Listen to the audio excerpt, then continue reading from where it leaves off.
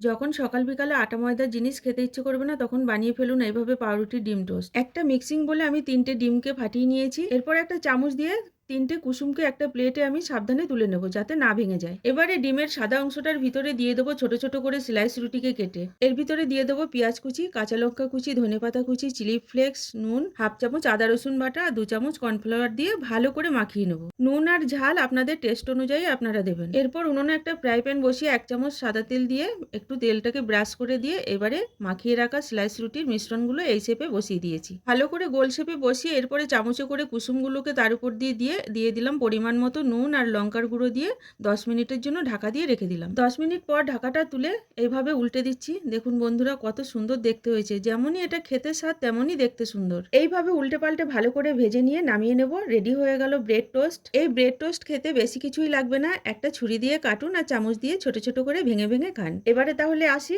Tata.